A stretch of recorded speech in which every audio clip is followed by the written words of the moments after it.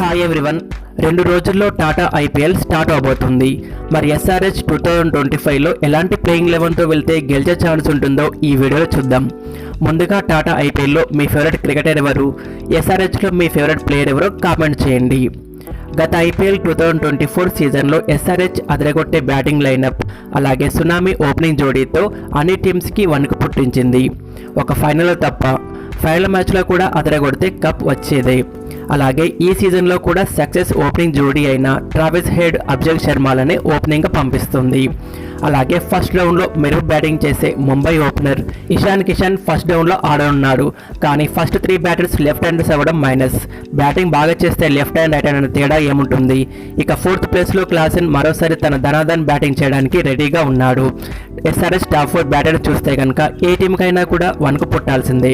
Next 5th ప్లేస్లో Abhinav Manohar, 6th Hyderabadi allrounder Nitish Kumar Reddy ఉన్నాడు.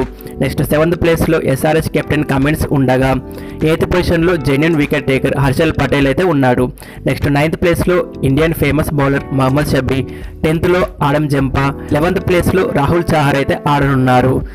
టోటల్గా ఫైనల్ ప్లేయింగ్ 11 చూస్తే కనుక Travis head, Abhishek Sharma opening, Ishan Kishan first down, next Klaasen, Abhinav Manohar, Nitish Kumar Reddy, Pat Cummins, Harshal Patel, Shami, Adam Zampa, Rahul Chahar. మరి ఎస్ఆర్హెచ్ ప్లేయింగ్ 11 గురించి మీ ఒపీనియన్ కామెంట్ చేయండి. ఈ వీడియోని లైక్ చేసి మరెన్నో ఐపీఎల్ వీడియోస్ కోసం మా ఛానల్ని సబ్స్క్రైబ్ చేయండి. Thanks for watching.